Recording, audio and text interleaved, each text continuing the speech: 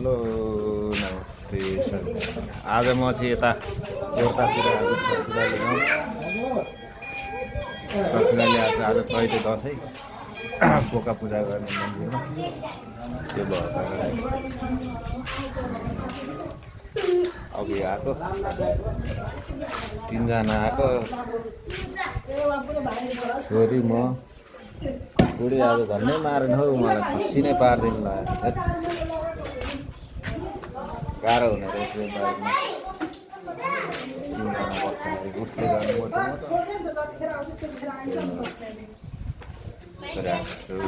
यो मेरो चाहिँ बुवा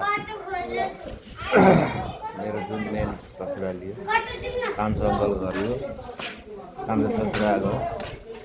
अनि यता जेठो ठुलबाको घर यहाँ छ अनि माइलो ठुलबाको घर चाहिँ मिर्चिया छ। यस्तो छ है साथीहरू। ल म तपाईँहरूलाई मन्दिर देखाउँछु है। मन्दिरमा पूजा गर्ने हो बोका पूजा गर्नु त्यहाँको लागि जाँदैछु।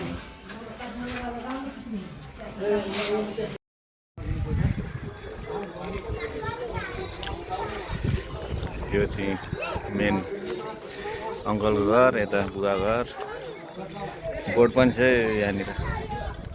यो चाहिँ रोड हो हाइवे। यता हाइवे चाहिँ यतापट्टि जान्छ यता यो साइडमा हाइवे छ। यो पोर्ता भन्ने धनुषा जिल्लामा पर्छ। मेन मन्दिर चाहिँ हो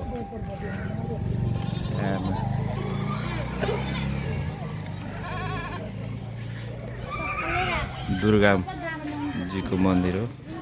यो आज बोका पूजा गर्न ल्याएर टोलीहरू। ल है साथीहरू दुर्गाजीको मन्दिर यो मेरो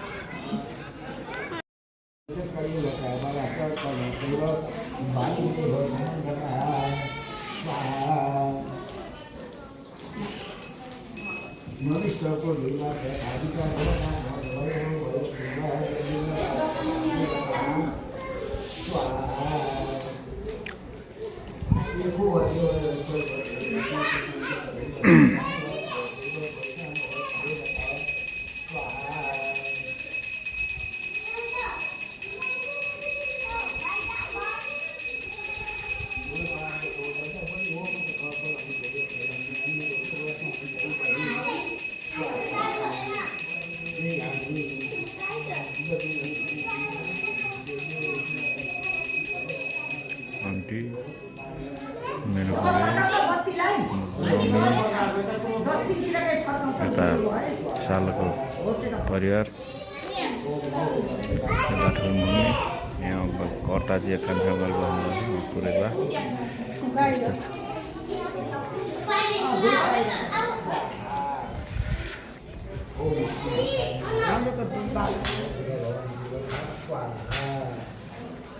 यस्तो छ है साथीहरू चैते दसैँको पूजा। यो चैते दसैँ चाहिँ पहिला दसैँ नै मान्ने गर्थे अरे। यही मेन दसैँ नै चैते दसैँ हो अरे। पहिला अब खानेकुरा पनि कम पाउने। अब धनी मनीले त अब खान्थे। अब धनी मनीले पनि खाए पनि नपच्ने हुनाले गरी महिनामा मिठो खाने माछा मासु काट्ने मार्ने खाने गरेकोले नपचेर झाडा पखाला लागेर मान्छेहरू बित्ने कति त्यो भएको कारणले चाहिँ। अनि त्यहाँदेखि यो चैते दसैँ चाहिँ यो उसमा सार्यो लगभग जाडो महिना र गरी महिनाको अन्तिममा जाडो महिना लाग्ने त्यो सारेको रे भन्ने कुराहरू मैले सुनेको थिएँ। के हो हजुरहरूलाई कतिको जानकारी छ कमेन्ट गर्नु होला है त। अनि म पनि पहिला पहिला त आएको थिइनँ, यसै पालि आएको हो। चैते दसैँमा चाहिँ यहाँ जाउँ नि त भनेर त्यस्तो छ, कामसाम छोडेर आएको। दसैँमा चाहिँ यहाँ धेरै नै ठुलो मेला पनि लाग्छ। यहाँ यहाँ यो भरि यस्तो यो ग्राउन्डभरि मेलाहरू लाग्छ त्यस्तोमा। अनि यहाँ ठाउँै हुँदैन, यहाँ पूजा गर्ने ठाउँ पनि धेरै नै हुन्छ। घन्टी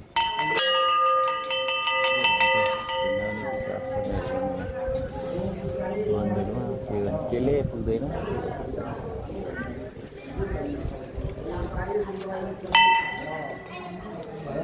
यस्तो छ है साथीहरू। ल